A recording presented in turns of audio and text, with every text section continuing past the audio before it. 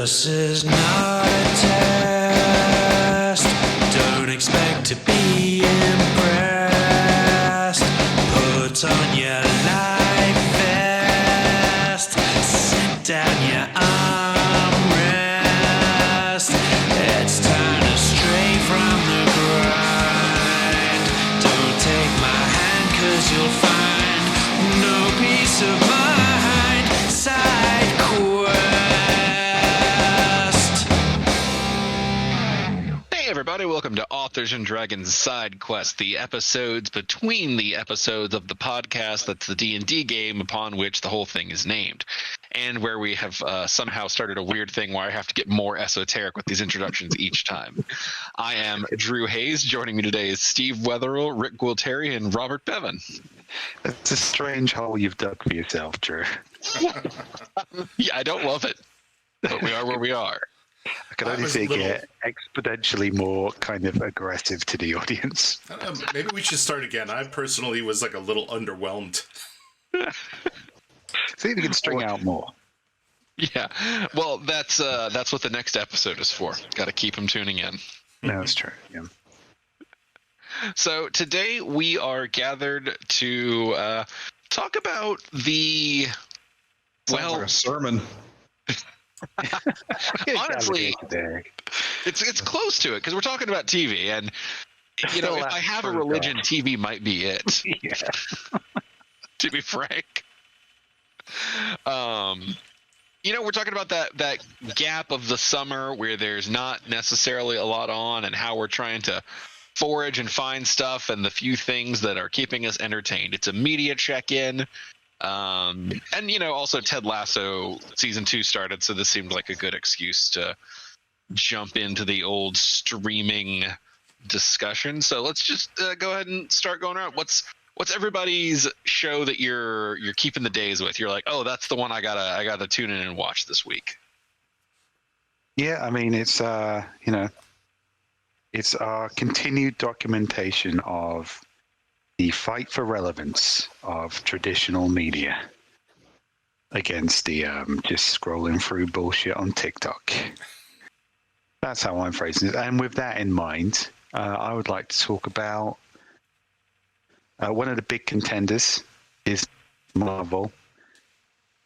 Off the back of both WandaVision and the Winter Soldier plus Falcon show, they released a Loki show. Did anyone catch that? Oh, yeah. Oh, yeah. Was anyone else just kind of like, it was a Loki show? Yeah, I guess. I enjoyed it. Yeah, I enjoyed it. I enjoyed it, but yeah, I know you didn't care and you didn't watch it. It was also an hour out of my week, so I can't say that, like, you know, that was the thing keeping me from, like, you know, from going door to door and murdering my neighbors.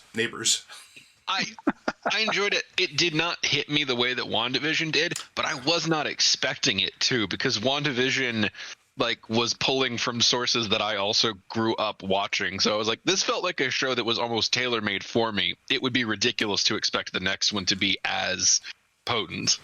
Well, WandaVision hit a lot of feels for a lot of people. It was just that well done. Oh, yeah. And I mean, Falcon Winter Soldier was always meant to be kind of an action show. And sure. I think they looked at Loki to be like, okay, weird and charismatic, which it was. But yeah, it's really hard to top WandaVision.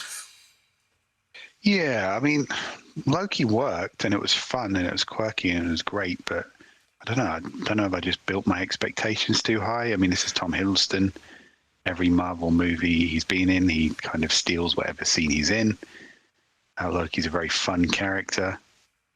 And this was a kind of, as an episode, a transition point that had massive implications for the rest of the Marvel universe. We've had kind of a bait and switch about the multiverse with the last Spider-Man film, but this definitely wasn't a bait and switch. This is definitely the multiverse is now happening, which isn't a spoiler because we knew we were getting Doctor Strange in the multiverse of madness. Yeah, they kind of popped that. Imagine if we didn't know that going in. That would have been a real fucking show. I mean, we'd have lost our goddamn mind. Yeah, it would have been a head fuck. And I don't know how terribly excited I am about that, because The multiverse thing is a bit messy. It's really useful in Marvel because it's occasionally like, well, Captain America can now fight evil Iron Man from universe whatever. So you can just kind of draw on it whenever you want. But when you're talking about like multiversal wars and all these like infinite variants of the story you're watching, it's kind of, I don't know. I mean, this is interesting, but that's a lot of effort you're asking from me there. So I don't know. I can't just shake the feeling that I should have liked Loki a lot more than I actually did. I think if you were to rank the Loki episodes for each person who watched them in order of how much they enjoyed the episode, and then also make a graph of how much Owen Wilson is in each episode, I have a hunch you would see some pretty strong correlated data. Yeah, but even like, I'd say Owen Wilson is phoning it in, but that's kind of what he does, and he's very good at it. He's the most charismatic. An infinitely old bureaucrat. Yeah. So if you're going to have somebody phone in a part, get Owen Wilson, because that's just what he does. He's really good at it. But I don't know. I thought kind of like the Loki variant being, spoiler alert, being the Enchantress was a good way to get the Enchantress in it. It was a bit sloppy. Well, thanks a lot, Steve. No point in me watching now.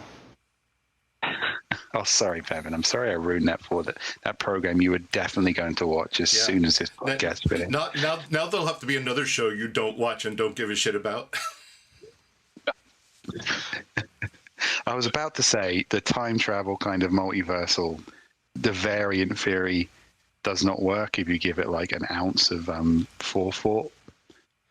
But that is just the same for every single time travel movie. So I'd just be a dick to say that. I'm just spoiling everyone's fun. And that's what I've got to say. You can enjoy this unless you want to be a dick about it. On the subject of spoiling, I was talking to a friend who had not seen or had started WandaVision and mistook the opening episode for like what the whole thing would be. And so we were just kind of like, I was trying to talk to them in about a general sense. And I was like, and I assume, one of the plot points has been spoiled for you because it was on the fucking Billboard charts. And luckily he had not caught that little bit. But it is just a moment of reflection of how insanely penetrative the Marvel shit is into our society that Catherine Hahn's Agatha All Along song literally made she's like a Billboard artist now because of that. Drew, is your friend like a gopher that lives under your deck or something? I think his name is Mr. Wadlington.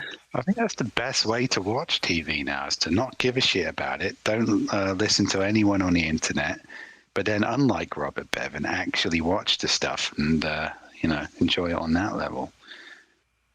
It must be pretty hard to make mainstream TV, particularly with the Marvel stuff, where there's so much lore and so many fanboys clamoring at the expectations of it, to try and subvert but also satisfy those expectations at the same time. Must be either incredibly difficult or they just like wing it and don't really give a fuck. I don't know. Yeah, and as we saw from the recent Masters of the Universe stuff, if you get it slightly wrong, those fanboys will burn you in effigy. Well, I've yet to watch it, but I get the impression that doing a He-Man reboot where you just fuck off He-Man for most of the time has not gone down well with the He-Man fans. Call me some kind of fucking cryptic philosopher oracle, but somebody should have seen that coming. I don't know. Well, this is goddamn Orko to Gwildor all over again.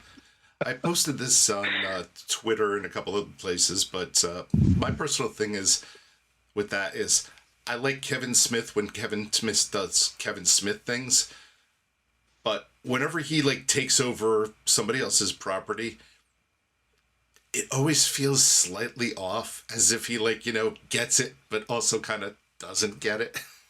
Well, that's the thing. Kevin Smith is kind of like a sarcastic dweeb. That's his entire thing. So maybe don't put him on a project that requires as much sincerity as He-Man. And also, let's be fair, even if you like Kevin Smith, there's a good chance that you just like kind of maybe 50-50 Kevin Smith. I mean, not everything he does is super great. And, you know, I don't know. I don't even know what he's doing now. I keep on seeing pictures of him crying on the internet. I don't know what that's about. I don't know how he's spending his time now. He's lost I a know lot of at weight. one point he was planning to make a movie called Moose Jaws, which was set in Canada and was Jaws, but with a moose. And I was fucking down for that. Yeah. Yeah, I've seen a moose once in real life. I would not like to be chased by one, No. particularly a larger than average moose. Yeah, Big that'd be Moose is a terrifying. good horror movie. Yeah. That's a scary goddamn animal. You don't even need like a radioactive moose, just a random moose in a pissed off mood. Doesn't have to be a kaiju moose. It just has to be, like Jaws was just a big shark. This is a big moose. You're in its terrain. You don't have the little tennis rackets on your feet or whatever. We're going to need a bigger sled or whatever. A regular sized moose was enough to move Arnold in Jingle All the Way, so a big moose is just an absolute shit kicker. We're going to need a bigger bigger boot, eh? That was well done, Bevan. You could have sold a trailer on that line. I really hope one of the lines in the movie would have been like, "Here's to swimming with bow-legged Eskimo." Well, that would have made a lick of sense, but it would have been a Not great even line in the remotely. trailer. Here's to swimming in poutine. That's what I would have wanted in that movie. I would have want a Quint character that made no sense in Canada. Just the exact same lines he says in Jaws, but the context is entirely different. The fin, wait, what? The fin? What are you talking about? You're a terrible moose expert. We're in fucking Newfoundland. Never put on a toque again. We're gonna need a bigger boat. Why do we need a boat at all? Keep running that chum line, Chief. Why? Moose are vegetarians. Somebody should take this guy home. Whose granddad is this? But then you have to have that character somehow piloting a broken down boat down a hill in the climax of the movie to save the day. Of course. You got city hands. Avast, ye bastards! Fucking stirrup all your life. Well, there you go. We just wrote a pretty good movie. Yeah. It's not great. It's pretty good. Why aren't That'll people do. giving us millions of dollars for this? It'll do for a modern day Kevin Smith movie. And you know what? There's a moose in it, and there's a moose in the title, and apparently that is the problem with the He-Man one. I also, like Steve, have not seen it. Well, Moosters yeah, of the universe. Moosters of the universe. Moosters of the... Brought that full circle. Now I'm just imagining Prince Adam lifting the sword of Great Skull and turning into a moose and just goring the shit out of everyone. Stomping on their appreciate heads. You know, something, I'm also a that's when moose. you need the old theme song where you're like, "Hey, moose." Holy shit, is that a moose? Oh my god, it just kicked his fucking head in. Only Just need 3 to people find a way to know my monetize this. identity. Moose at arms. Orc moose and the mooserus. Tila would still be like, Prince Adam, where did you go while he moose was here? Also, your horns are looking very nice today, Preet. This is the fucking reboot the dumb. world deserved. Tila was fucking dumb, and she had no right. I haven't seen the remake yet, but she had no right to be that angry that she'd been lied to by Prince Adam that he was He-Man. Of course he was He-Man. They had the same haircut, Tila. You fucking dope. He doesn't even wear like a mask or anything. He just changed his outfit. Got the same voice.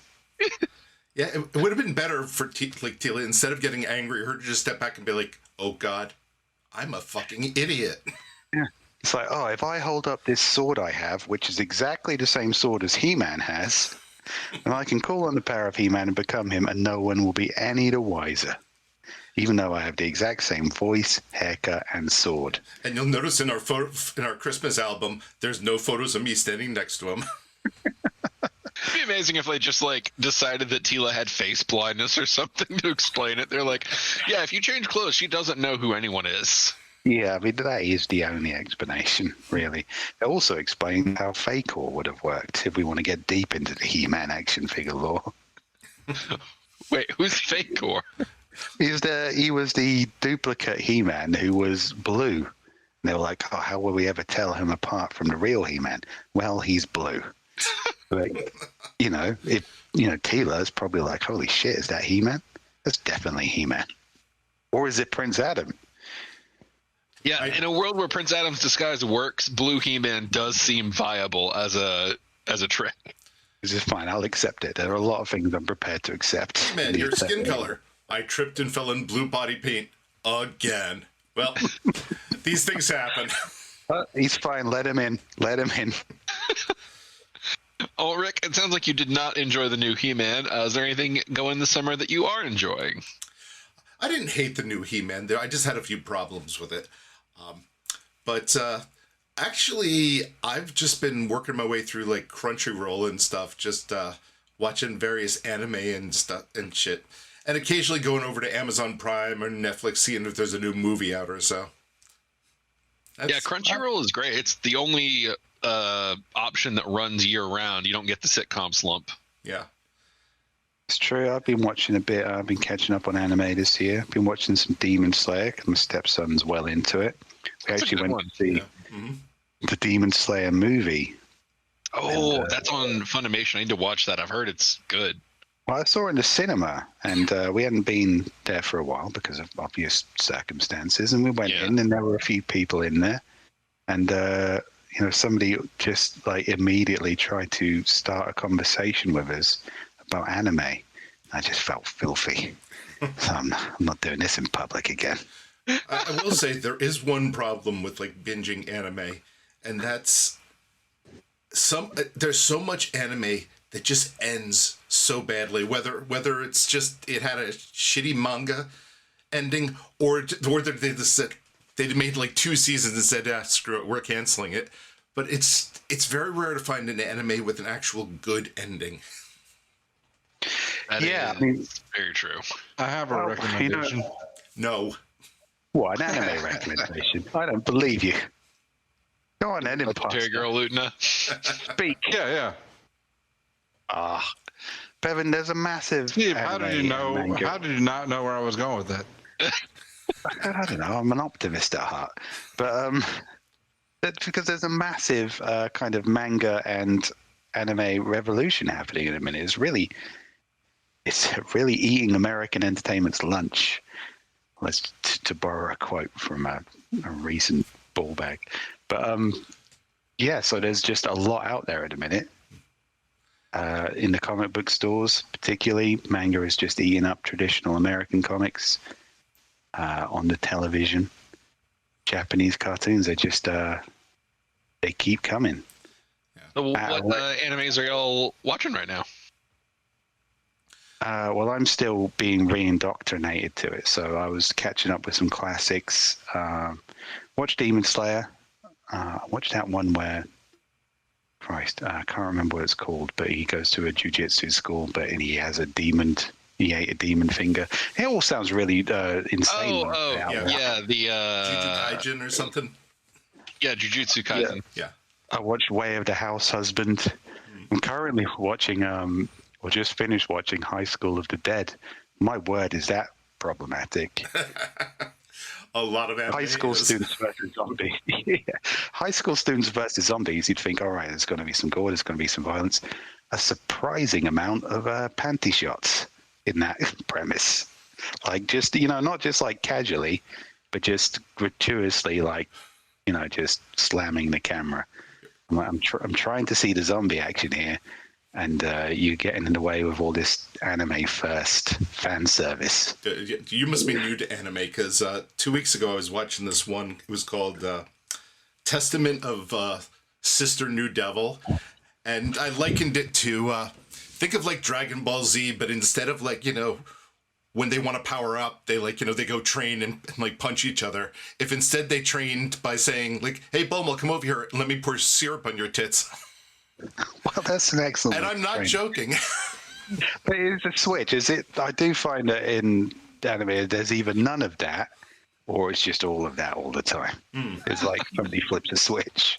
I don't know if they have some kind of watershed in Japan. It's like, okay, well, it's 9 o'clock now, so bring on the endless boobaloob, I guess. Oh, God. I wish I could draw, because no offense to people who like my books, but I would probably quit writing novels and just write batshit manga for the rest of my life. You're not wrong. I thought you were going to go in a different direction with that. Yeah, that's where I was. No. That's straight up too. So much tits. But no, you're right. I mean, it's kind of. I'd thought about this. I think we've had this conversation before. It's like, oh, I thought of a wacky premise for an anime or a manga. It's like, no, that already exists. I thought it's like I had a concept called Maximum Boy Shorts about a group of orphan teenagers in a private school who also competitively compete globally to be the most violent youth gang. And that practically already exists. One of the characters I had was something like Charlie Knife Hat. And he was a Cockney boy who had a knife in his hat. Then I watched JoJo's Bizarre Adventure, and there is a blonde Cockney boy with a knife hat. It already exists. Everything I think I'm being ironic and stupid about, making fun of manga, already exists, and it's awesome. But they're kicking It's already wrapped around you Yeah. with sincerity. I'll throw out one I like to pitch a lot, because it's a kind of a weird offshoot, but it's Welcome to Demon School Arumakun, which is a weird title. Maybe that's why I have pity for it. They're also bad at naming shit. Oh, yeah, the names are terrible. Yeah. But I really enjoy the concept of that one, because it plays a lot of classic anime arcs of human transported to a demon school, having to blend in, but it's sort of, imagine if instead of someone who's just a naturally gifted fighter going through all the checks and hallmarks of ascending and like building up their power, it's someone who has no offensive capabilities. It's what if someone was a natural diplomat. And so like this kid's only talent is dodging and being able to just listen to people, communicate, understand, and like relate to them well. No. True. For somebody who isn't into manga or anime, what you just said there sounds stupid. It sounds stupid and insane and not entertaining in the slightest. But having watched enough anime now that I think I've got a handle on it, I'm almost certain that'll be highly entertaining. It's really fun, and like, yeah, it plays with a lot of the shit that you're expecting, but it does it in a different direction. And yeah, it's a good one. I that one is airing season 2 right now, and that I'd say is probably one of my must watches. Well, again, like subverting expectations from a concept that sounds very dumb. Koro Sensei Assassination Classroom. I recently binged all that with my girlfriend. Oh, that's a great one. This is about a space octopus who decides to be a teacher, but the class has to assassinate him. Well, that's just, it's a stupid premise. If you try and sum this up in a sentence, it's very stupid. There's a lot of stupid going on. It's hilarious. The octopus is also a pervert, because why not? But by the end of it, I was crying like a baby. Yeah, it sneaks up on you. Yeah, it's one of those few that actually ends well. Most do not. That's a very good example of a strong ending. Well, I don't know if me having to mute my microphone because I'm watching something with my girlfriend while also sobbing is a good ending, really. I mean, it's an effective ending. Yeah, the one I'm doing this week is Strike the Blood, which works for me because, vampire writer, so it's like a vampire anime. But of course, it's like, it tips it on its head, because like the main vampire, who's supposed to be the most powerful vampire in the world, is of course just some dipshit high schooler. Of course. I love Japanese dipshit high schoolers. They're always up to something. Look, one thing I'll say is I'm normally not a fan of like harem or reverse harem stuff. Like reading it, not really my thing. But I like the way Japan does it because usually there's enough self-awareness where they'll make, I guess, the main person in the harem just enough of a dipshit, and everybody else realizes what a pervert they are, that it kind of works. Yeah, it's always more lent towards kind of comedy and soap opera stuff. That's kind of why it works. But you know what, Bevan? If you would just watch another fucking anime, we could do like an entire season of East Infection about it. Why are you so stubborn about this? Is it because you found the perfect anime and you refuse to sully it with other experiences?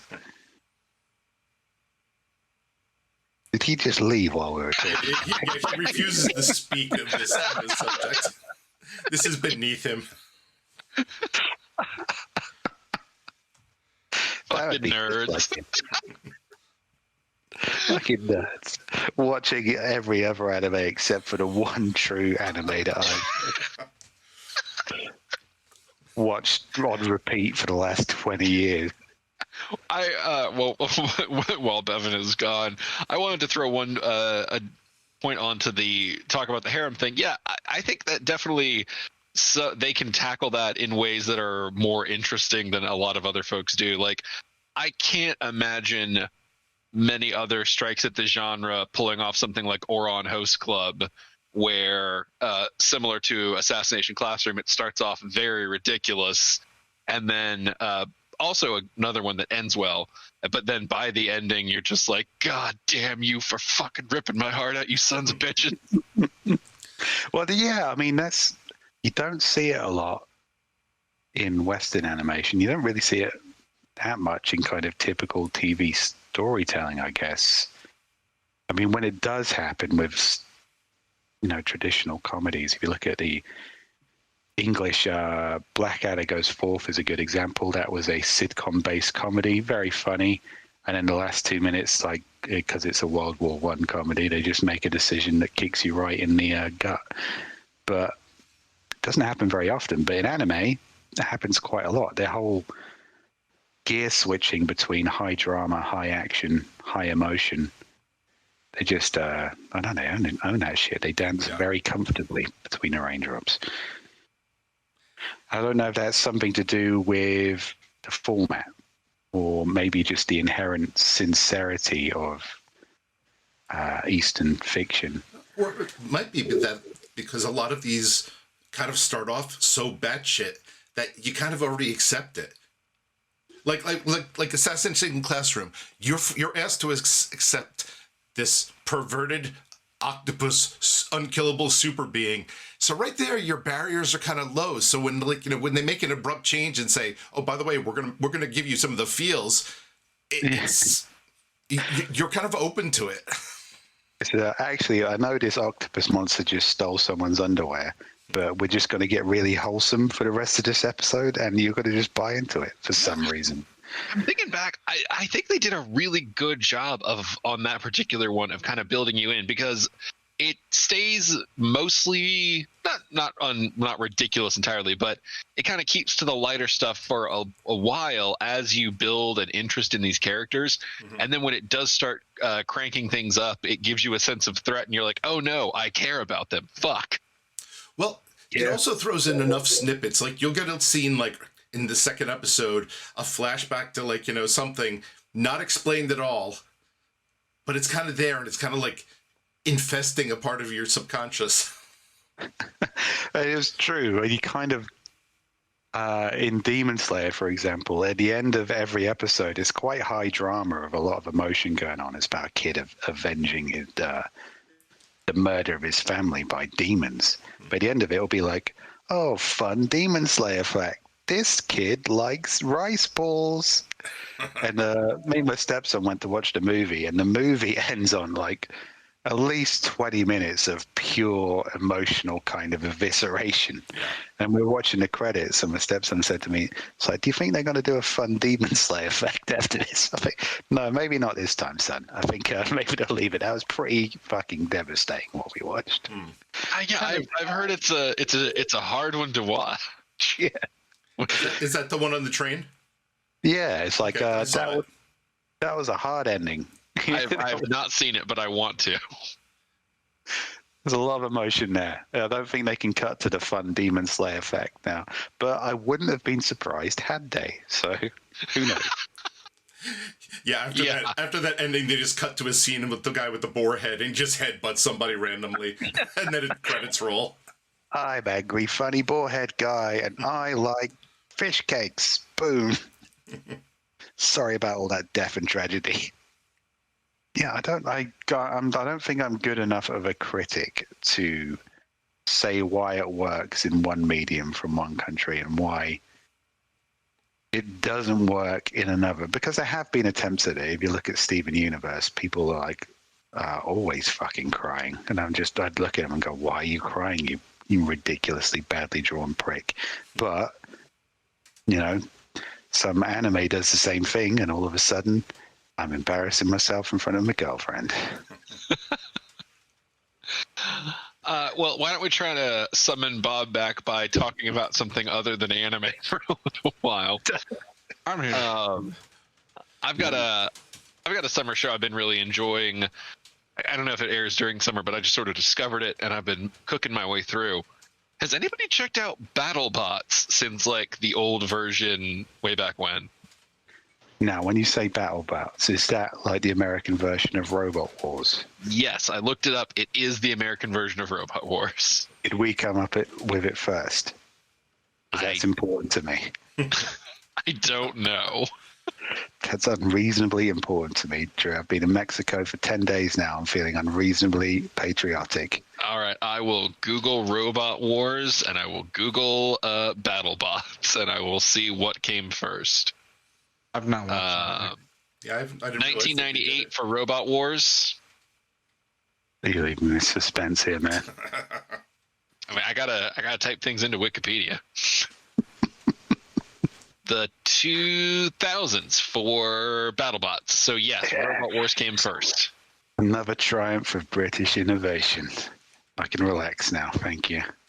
So I've been watching the newer incarnation that they have on Discovery, and the robots have all been evolving through the years, so the fights are a lot more frenetic and fast-paced and destructive than what they were way back when, and also they're genuinely like almost to the point of doing full-on wrestling promos and like building these story arcs and stuff.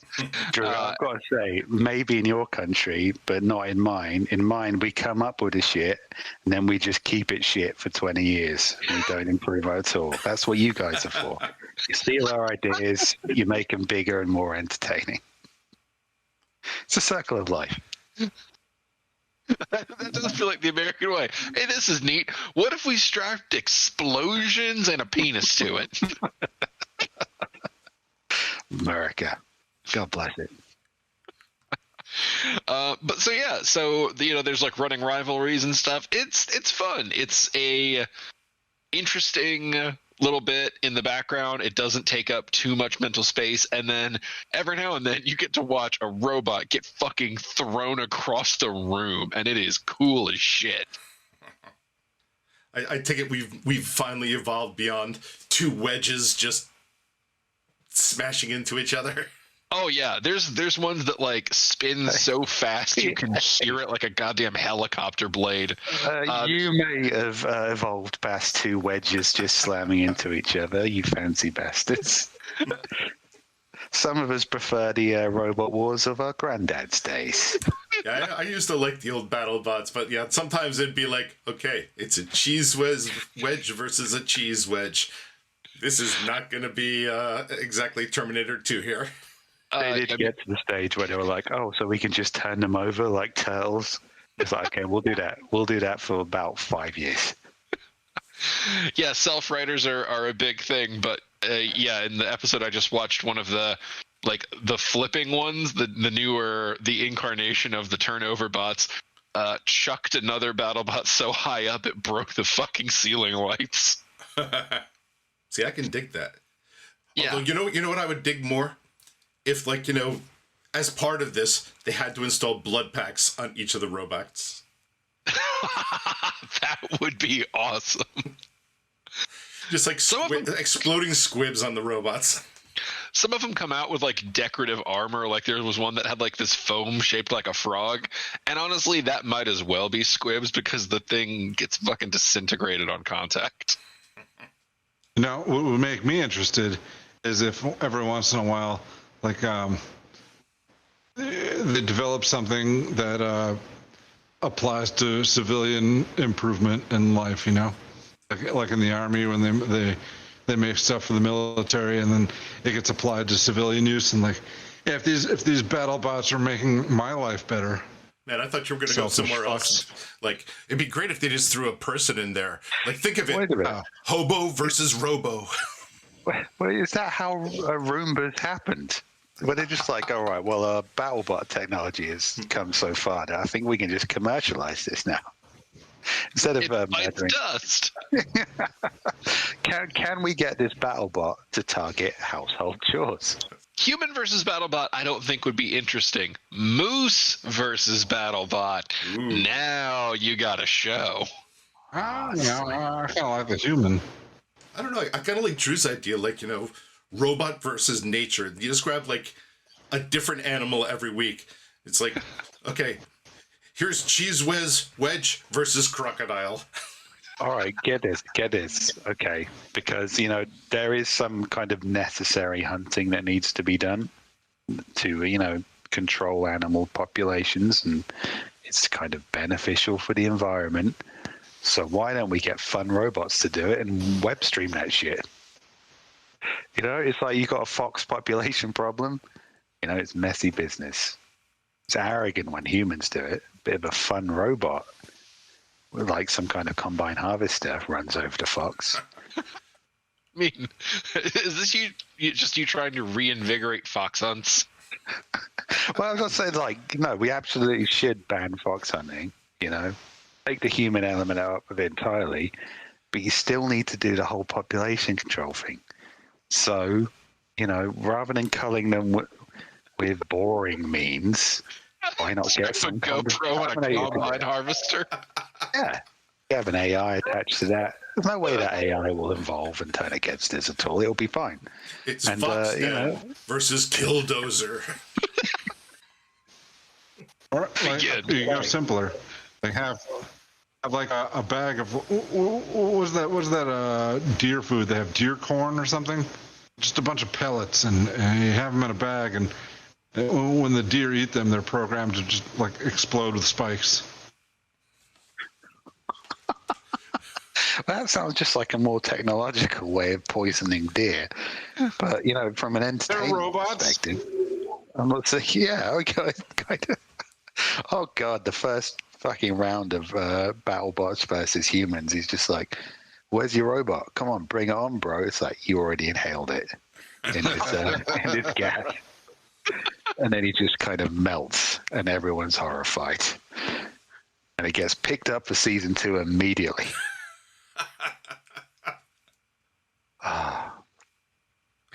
Sometimes I'm glad I'm not in charge of any kind of entertainment conglomerate. You know something? Here in America, we would be like, just completely, raked over the rails, like called horrible people. But you know something? In Japan, we'd be fucking millionaires.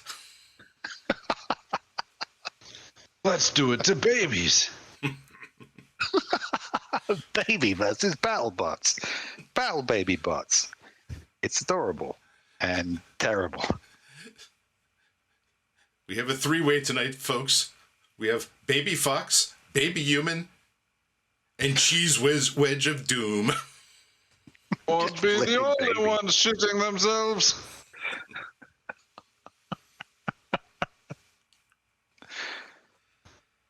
My racist Japanese accent sounded kind of Russian.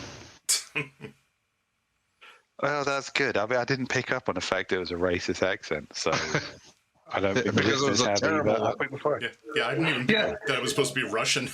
Yeah, your racism was so bad that I think we're clear and we don't have to edit that out. You're welcome, America. After 6 years, we learned that Bob's normal voice is actually his racist Japanese voice. I've been doing a racist Chinese voice this entire time. You tried to say you guys didn't notice? Oh God. So, Holy Moly, also a fun summer show I've been watching. Holy It's moly. mini golf. It's Rob Riggle. It's like Wipeout meets mini golf, and Rob Riggle is one of the two hosts. You know, I don't know who Wipeout Rob meets Riggle mini is. golf. I don't care who Rob Riggle is. Wipeout meets mini golf. I'd watch that. That's fine. That's good. Yeah. It's on Hulu. Pretty fun. Nice. Again, good background show. You're not gonna lose your whole day in it, but you know, if you're eating a meal and you want something fun on, you watch people get knocked into water after missing putts. So pretty fun. Although, I will say, I just said I don't care who Rob Riggle is, but I do find that with a lot of these things, particularly we have like Takeshi's Castle in England, but we get Craig Charles to commentate over it, who was the original UK BattleBots equivalent host. And it's very good because he's been quite sarcastic over what is a bizarre and foreign concept. And there are things I will watch, like we have something over here called, let me see, what's it called? It's basically a competitive hosting show where couples get together to have everybody else over dinner. And they make each other dinner and they rate each other and the winner gets some money. And it sounds like a ridiculously stupid and boring premise, but it's got a really sarcastic voiceover dude on it that just makes the show. So I'm just making fun of some strangers trying to entertain each other. It's a good time. Oh yeah, a good voice person will do it. And Rob Riggle is a comedy actor. You would definitely know him if you saw him from a million That Guys. Oh, Craig Charles was in Red Dwarf, so, you know. Oh, yeah. Oh, yeah, I just I looked forget. up Rob Riggle. I know him. No one in America gives a shit about Red Dwarf. I forgot. Huge dude. It's important, I mean. Well, no, I mean, it's a major thing. It's one of those things where if you're on Red Dwarf, then you can spend the rest of your life just attending fan cons and, like, you know, charging for an autograph and apparently hosting bizarre shows that nobody gives a shit about. Well, no, the original BattleBots and Takeshi's Castle, I think you'll find. Yeah, I mean, you can be a really big deal in England and still be like a paycheck away from doing Takeshi's Castle voiceovers. That's what's great about England. If you're not Hollywood, you get no respect. It's like, hey, I know you from that show. Get out of my way. You gotta come over here, because I mean, one season on a show like Firefly, and you can just do Dragon Con and Comic Cons for the next 40 years. Well, they tried to make an American Red Dwarf, but they didn't take the original cast over, and they tried to do it with American writers, and it was a spirited attempt, but it did not take. A lot of American remakes tend to go that way. No, you'd be surprised. I think a lot of your primo shows were just kind of like, yeah, that English concept's pretty funny. Let's put some actual money behind it and see what happens. We use you guys as the test kitchen. Basically, it's like, well, they did that on like £5 an hour. God bless them. Let's put it through the machine, see what happens. I mean, The Office, great example. It's like we did like 12 episodes. It's like, 12 episodes. Oh, that was life-changing stuff. Almost 12 seasons, 9 seasons. Yeah, America's like, well, we can get fucking 12 years out of that. It had a good like 6 or 7 years, and then, I remember I did like the original British version of Almost Human, but then the American version, there was definitely higher production values. Oh, and they didn't kill off the entire cast in like season 3. Yeah, well, we couldn't afford the original cast, Rick, so we just had to kill them. These are the decisions you have to make when you're not a rich American. It's like, you had a good run, lads, but we can't afford to give you any more food. You're dead now. We're getting in some younger, hungrier people in.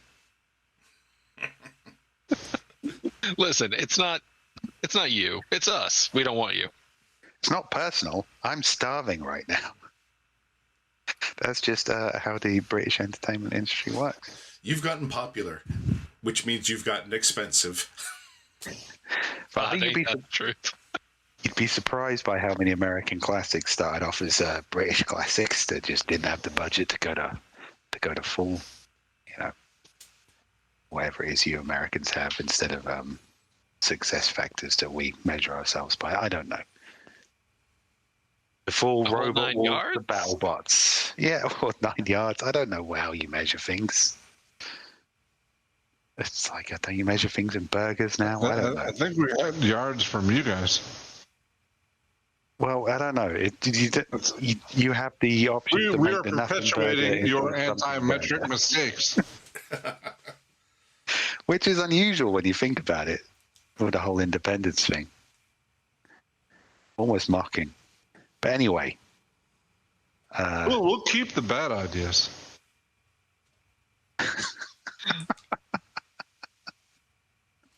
Yeah, once something becomes a tradition in America, no matter how dumb the tradition is, people will die for that shit. Well, yeah, that's why you still don't drink tea, you lunatics. We do. With ice and sugar and a proper way to brew it. Once you've defiled it sufficiently enough from the rest of the world. Yeah. It's like, we'll still We have play sweet football. tea. Won't we use our fucking feet, though? So, Bob, what are you watching? Well, relevant to this discussion, well, I mean, Drew started this whole thing off with Ted Lasso and never actually mentioned it. I did watch the first episode of season 2, and I enjoyed it. However, I think I watched it in a not the best set of circumstances. I was coming off the tail of, and this is one I didn't mention because it's a couple of years out of date, but I just we barreled through The Man in the High Castle, which I think ended a couple of years ago. But man, that was fucking good, and I was all pumped. I was ready to see more kicking Nazi ass, and Ted Lasso didn't do that for me. But yeah, it wasn't supposed to. No, But it was fun. Yeah, absolutely. What happened to the Man in the High Castle? Did that just peter out? That's a shame. Well, no, that didn't peter out. That I mean, it had a proper. It had an arc. I wouldn't call it a proper ending. Yeah, don't call it a proper ending. No. It had a lead up to a proper ending, and then it did something fucking weird at the end. I like the leading man in that. He was from Dark City, an underrated film. Worth checking out. Which leading man are we referring to? The one that was in Dark City. Is it the Nazi guy or? Yeah, no, he's the Nazi guy, the dark haired one. Okay. Yeah, Dark man, City. that was a fucking great character because Rufus Sewell, perhaps. Yep, that's the one. Rufus Sewell. Yeah, he had some great arcs, and then at the end, it's just like they dropped the ball and were like, "Nah, you're evil." Well, yeah, because it looked like he was gonna It looked like he was gonna, climb out of that a bit. The rest of his, well, not his fucking youngest daughter. What a psycho. But but him, it looked like he was working his way towards something. But no. All right, well, all right. As long as we're doing spoilers, yeah, I murdered Himmler. I got us free of German control, and I'm gonna keep on doing this shit anyway. sounds like somebody didn't secure season 3. Season 5. Yeah. It ended after season 4. Yeah, I think they changed showrunners for the last season or so.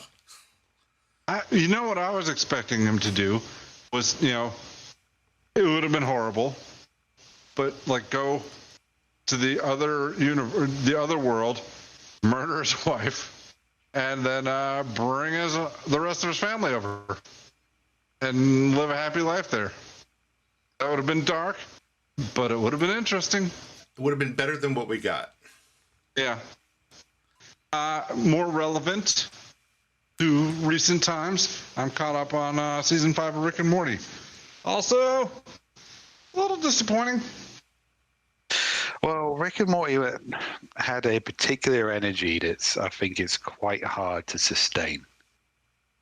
I don't know, 5 seasons is pretty good for something that's so very out there. When you consider Rick Sanchez's kind of character arcs, because he is like, you know, when you get a Mary Sue character, it's quite hard to do something with, but his entire thing is like One Punch Man. He's a Mary Sue character. He's practically God, but he hates himself and he's disillusioned entirely with the universe he lives in and is borderline suicidal. So it's like, that's not really sustain. That's the heart of the show, even though there's like some really fun concepts in the show and really nice comedic writing going on. That's the heart of it, and that's quite a difficult heart to sustain, I'd think. You can't have a character in limbo. I gotta say, if I have one appreciation for that, for Rick and Morty, and I have a lot, it's just how much they respect their own continuity, even when it's just horrific. Yeah, it's brutal. It's a very godless show. Or it has exactly one, depending on who you ask. Yep. I mean, no, probably spoilers, but God, I just love the fact that every so often we're reminded of those 2 graves in the backyard. I'm going to disagree with Steve, though, in that like there's nowhere for it to go. I don't know if that's exactly what you're saying, but all right, the major arcs it's had haven't all like been about Rick and whatever the hell you were saying.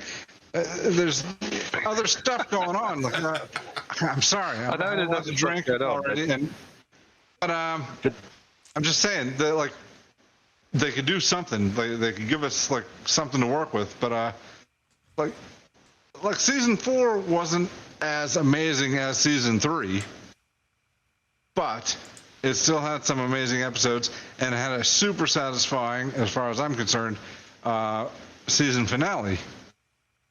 Season 4 had some truly genius episodes. It had the Story Train one, which was, for anyone who's actually interested in writing stuff, the Story Train was like how to subvert story expectations. The story. Yeah, see, that was one of my least favorites. That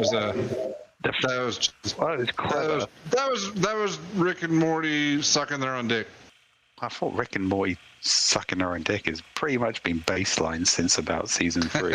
But and I don't mind it. I think they do it very well. They put on a good dick sucking show. And the acid thing as well was seeing how much they can suck their own dick, and it was very brilliant.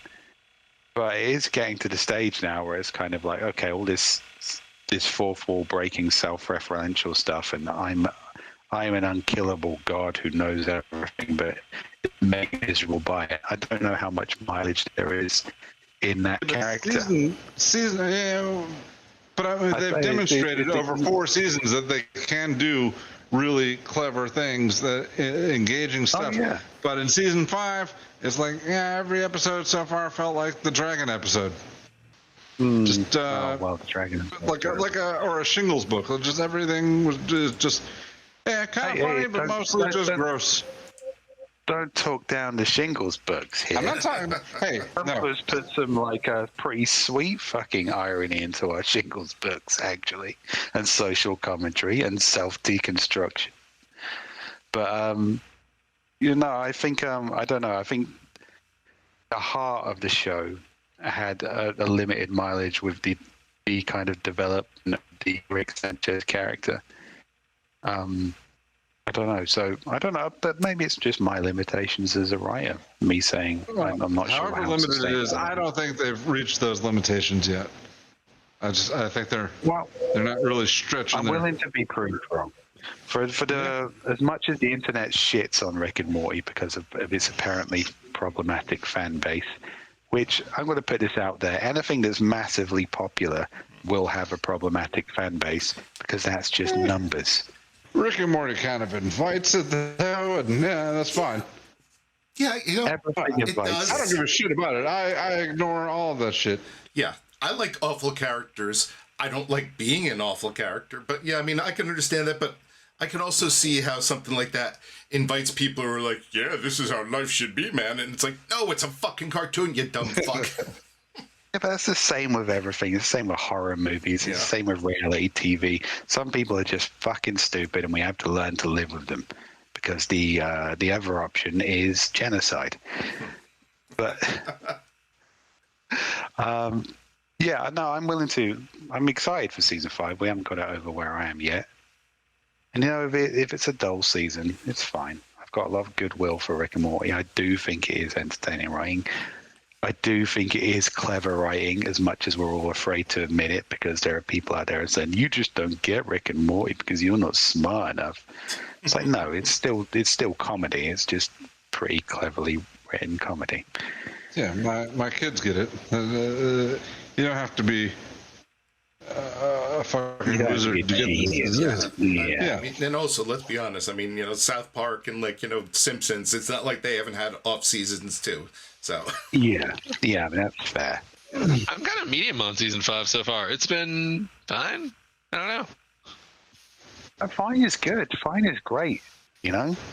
Sometimes I'll go out for a meal and I go, that was fine. It's fine. I'll have a can of Modelo Negra, whatever this is. It's fine. Racist. It's just what I'm drinking, man. I didn't name it.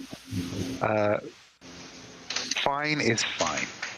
Not everything has to be a work of stunning, world-shaking genius for every season.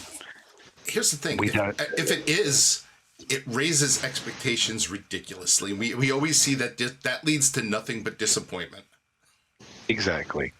Something as wonderful as Parks and Rec, for example, had its kind of like, I could have skipped that episodes, you know?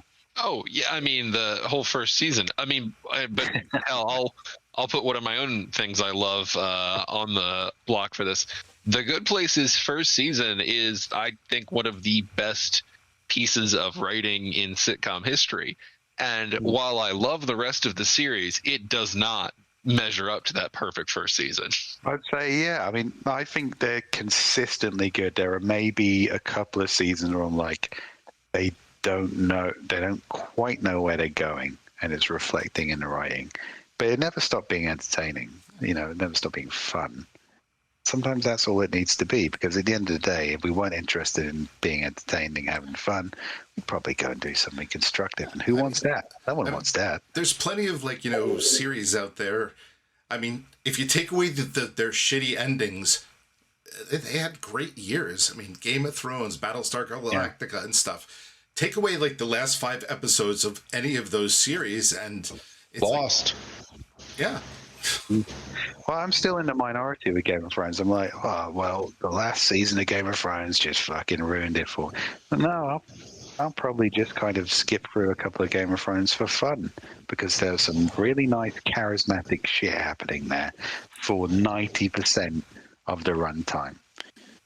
And they're like, mate, call me I don't know, maybe I'm just a grown-up in the room here. But, maybe we should just be grateful for that. I don't know, man. I didn't have any investment in Game of Thrones, but my version of that was How I Met Your Mother, which is a show that I loved, at the time that it was airing. It was in frequent rotation for me. A lot of the inside jokes I had with my friends came from it, and that ending was so fucking bad that I have just not gone back. I've kind of washed it from my life, and occasionally I'll bump into it and I'll be like, oh man, I loved that so much. Oh well. Yeah, I'm the same way. It's like, if you hit just that stretch where you just ruin it. I was a loyal Night Court follower it was on 9 years, and it was hilarious throughout the entire run. And then the final episode, I watched it and I was like, okay, this show's dead to me now. Oh God, I've never seen the final episode of Night Court. Now I don't think I ever want to. You do not want to. I don't do it through. I didn't know they had a final episode of Night Court. I thought it was just one of those ones that vanished. No, they had a final episode, and it is fucking awful. I kind of I have to watch it now. Maybe I'm just an easy TV slut. Maybe it's like, I don't care if you hurt me. I just remember the good times. Yeah. Like, I don't require, like, an epic, like, MASH ending. Just give me a good ending, especially, and do not give me an ending that says, hey, this ending is going to shit on the last 8 years of this show. Too many shows do that, and that is a good way to just burn your fucking bridges. You know what ending I didn't appreciate much at the time, but I rewatched the series and found that I liked it a lot more, was Community. I was kind of a little too close to Community when it ended. Like, I'd, kind of gone through the ups and downs. And I was like, man, that was disappointing. And then I rewatched the whole thing and I was like, oh no, that was actually a very good ending. It was them saying goodbye to the show as what it had become, because they just lost and shed so much that it wasn't the same show anymore. And so they kind of had to acknowledge that. Well, actually, I remember having this conversation with you and just being completely baffled by your opinion, because I thought the last season of Community was the previous season of Community to the last season, which I thought was it just did not work. They got, what's his face in, Michael something. He was good. He's a great actor, but it just kind of didn't work. But the very last season of Community, I thought was gold. It was really well. Oh, the Yahoo one, yeah, with Frankie Pageant and Keith David. Yes, yeah. I really, second time around, really enjoyed that whole season. Yeah, honestly, I thought it cooked. Yeah, I thought, well, Keith David is just fucking magical. He should be more and stuff. And who played Frankie? What's her name? Paget Brewster. Am I getting that right? Paget Brewster. Yeah, Paget Brewster. She was wonderful, and they really complimented the rest of the cast. The writing was solid, and I was just kind of, when it ended, it's like I realized why it's ending. But if you could give me another season, I'd be happy with that cast and that level of just. I realize some of the characters here have become tired and played out. But you could limbo this for another season. Well, and I think that's what the finale dealt with, was them acknowledging, like, look, we could limbo this for long. Yeah, they made the mature choice. That's fine. But it's just like, I was kind of in the relationship, and I was like, I realize the spark is gone, but, we can still be friends. It was, it ended as a good show. It was just its own misfortune that it started as a fantastic one. Yeah, I do think if the season hadn't made that ridiculous leap to be on Yahoo, maybe things would be different. I don't know. Well, they were canceled. Yahoo. If it wasn't for Yahoo, that season wouldn't exist. Well, they needed a better benefactor than Yahoo. I'm going to put that out there. They did. And now Yahoo blames them for tanking their server. Oh, Yahoo blames them, did they? Yeah. Oh, that is a pet peeve when at least they kind of continued it. I remember some other shows that have jumped networks, back in the 80s, I kind of liked Airwolf. And then CBS canceled it and USA picked it up and said, hey, well, we're going to, first of all, get rid of the cast by killing them all. Oh, and by the way, we can't afford to actually film any new helicopter battles, so we're just going to splice in old ones. It's like, we'd love to do Airwolf. It's like, can you afford to do Airwolf? Well, no, but fuck you. Wouldn't be fun if we did anyway. We're not exactly talking a classic show here, but they took what was a so-so show and basically said, yeah, we're just going to throw this in a wood chipper. Hey, man, people remember Airwolf at its finest. There are a lot of shows from that era that have, dusted under the carpet of pop culture. People still remember a little bit of Airwolf. Not quite Knight Rider, but it's up there. Oh, God, don't even get me started on the various Knight Rider sequels that have come and gone over the years. If we go into bad TV endings and we touch on the 80s, I'm going to start screaming about Quantum Leap for an hour. Oh, don't start on Quantum Leap, because I will join you in the screaming. You know what? It makes me feel like such a conflicted whore, because I hate remakes. I hate reboots. They rarely work. They so rarely work. But it just seems to me the corporate executive creative inside of me is like, we should fucking reboot Quantum Leap. I'm like, yeah, absolutely, we should. Let's do some coke and do this. Let's put Knight Rider on the table. Let's put fucking Airwolf on the table, even though, helicopter combat is probably not even viable in today's warfare arena. Let's do it anyway, because we're going to have some fun doing this. Let's put the Addams Family on there. Let's revive the Monsters, but not get Rob Zombie to do it, because that's fucking insane. It all sounds like a great idea, but you just know that maybe these things are best left buried. Maybe they're just... None of those sounded like great ideas to me. Actually, I would watch the fuck out of an R-rated Rob Zombie-directed Monsters. Well, I'm glad that's the case, Rick, because you're going to be alone in that theater when he does it. Just how I like it. Bevan, don't tell me about what is a bad idea to reboot things. The only thing you want to see rebooted is not even Uthna. You just want everybody to watch the 20-year-old I do not want to see that rebooted at all. No. No, you just... Yeah, exactly. And again, everybody knows my feelings about Ghostbusters 2016. I've seen the trailer for the latest Ghostbusters reboot. I'm not enthusiastic about that. I'm generally not enthusiastic about soft or hard reboots.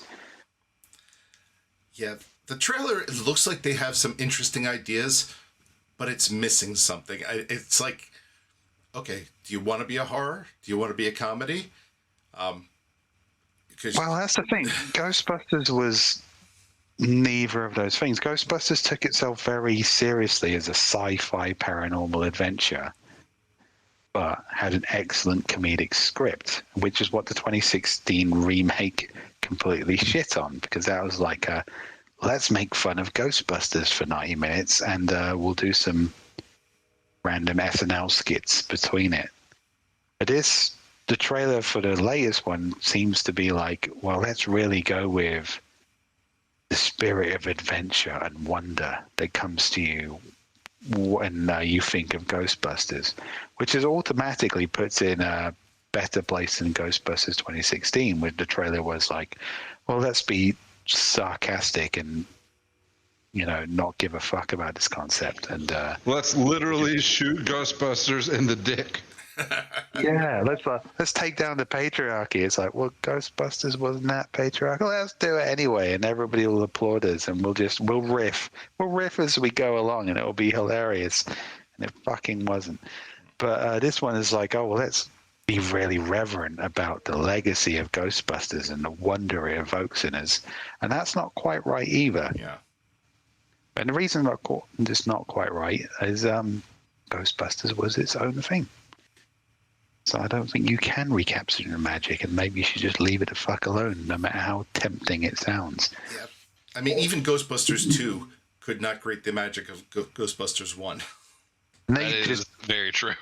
And they did a lot of copy-pasting there, So, yeah, you get lightning in a bottle.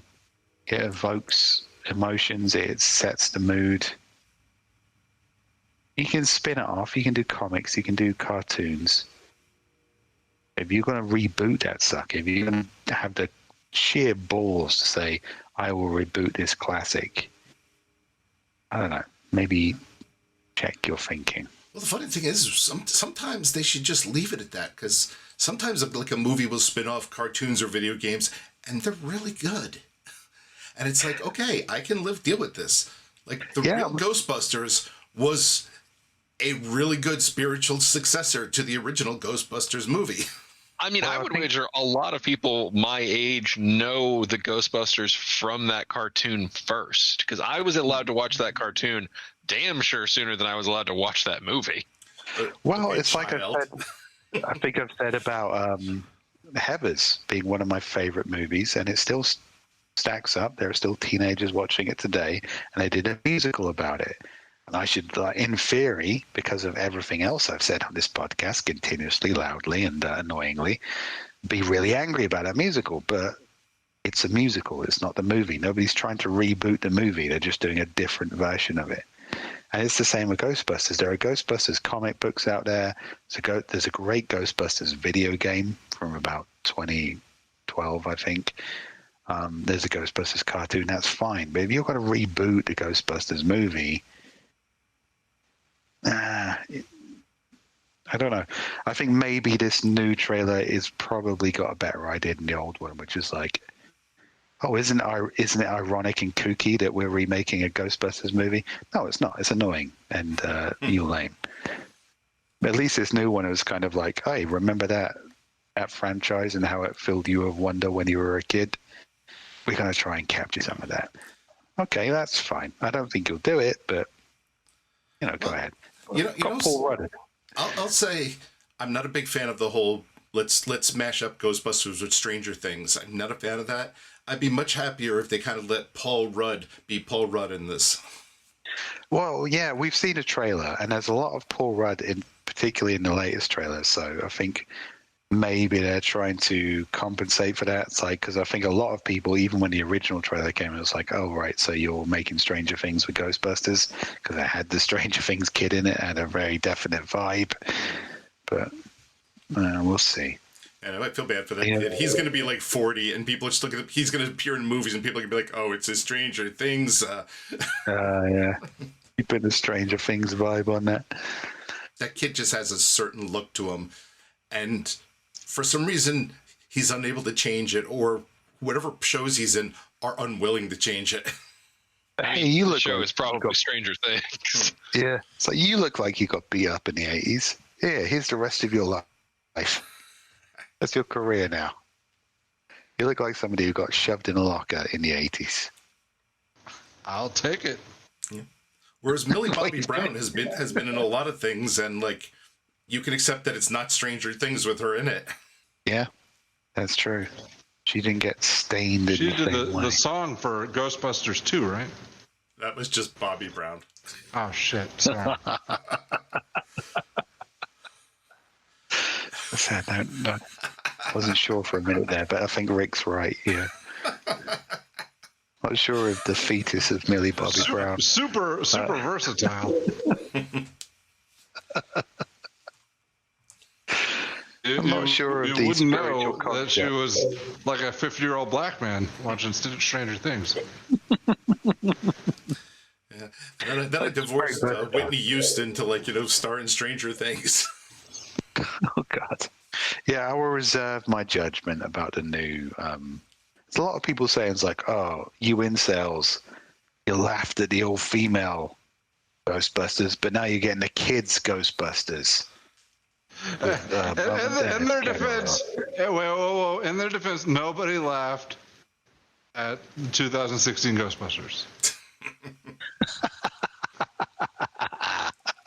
Well, that's the thing. It's kind of the fact that it was an all-female cast of Ghostbusters in Ghostbusters 2016 was the least important thing about Ghostbusters. What was more important, it was written by somebody who had no ideas and a large supply of cocaine and a deadline. Now, Steve, I am required to remind you that every time that you mention Ghostbusters 2016, we add a tally mark, and at a certain point, we are going to have to do another at the movies of Ghostbusters 2016. It's fine. On board. I am fighting drunk right now. Yeah. So the new one seems like the most important thing about it isn't the fact that there are children in it or that Paul Rudd is in it. It seems like they're really trying to build a vibe. It isn't about, hey, you remember this? We're going to make fun of it. And more like, hey, you remember where we left this? We're going to pick it up again and see what happens. So automatically, they've got a little bit more goodwill there. But I'm still not that terribly excited about it. I really hope it's good. But so far, the trailers, I'm with you. They don't have me excited. They don't. Well, it's going to be impossible to get the vibe of the same of the first Ghostbuster movie because, like we said, they couldn't even manage that with the sequel of it. Although that was in a time of 9 times out of 10 the sequel was going to be terrible. No, Ghostbusters was lightning in a bottle, and I don't think they can recapture that I don't think the solution to that is to piss on it. But I don't know. Maybe this new interpretation has a way of building on that. We'll see. I think the solution is write something else. Go for some different lightning in a bottle. Yeah, you've got some get some incredibly talented people together who are at the height of their fame. There's some drugs in the mix. That was happening. Yeah, but that's called investing in a comedy movie, and we don't do that anymore. Yeah, those days are Hollywood. done. They have not. Hollywood has not seen it well that it will not run dry. Yeah. That is just sad. Like, the mid-tier comedy has kind of died. We are way off TV right now. Yeah, the mid-tier comedy has become essentially Adam Sandler on Netflix. Yeah, like they do the rom-coms. They did like a few of the. What's the one? I'm trying to remember. It had two of the people from New Girl, Desperado. They did Wine Trip. Yeah, wow. Yeah, all the mid-tier comedy stuff is Netflix. The Wrong Missy. Yeah. And then, I've disparaged Netflix before. I understand that. They do a great job most of the time. But maybe not so much with concept comedies. I mean, I don't want to knock them because, honestly, if they're not making them, who the fuck is? Yeah, I'm glad they're making them. You're absolutely right, because no one else is. And it's not as if there aren't comedians out there. And I'm not even talking about just television. I don't know what SNL is doing at the minute. I generally don't know what SNL is doing because that doesn't come over here to the UK except in the form of the movies they make with successful SNL people. So it's been a while. Well, I said successful in SNL people. Yeah, that's true. But, there are people on the fucking internet who are doing very well. I mean, it's ridiculously crude and stupid, but I was watching. My daughter was off school one day, and so I was working from home. And I said, you can watch YouTube on the TV. You kids in the YouTube. And she was watching it, and I heard a lot of, F-bombs being dropped. So I took my headphones off and said, why are you watching here? There's a guy called Brandon Rogers, and it was deeply problematic. And I was like, watching this, you're too young to watch this. It's like, okay, so we can't watch this. It's like, no, I'm going to watch this, but you can't watch it anymore. And the guy is, I don't know, he's funny as fuck. I'm like, I can put him in a movie. Give him a chance. He's ridiculous and, very crude. But occasionally he'll just take this dive into extreme absurdism. Very self-aware stuff that I'm thinking, give the guy a budget. Let him write a movie. God knows you've made worse decisions. Just give it a fucking try. And it's like that idea of, the kids are watching, something like, hey, get out of the room. Well, wait, why are you watching it? Because I'm already ruined by, by racism and everything else. You still have a chance.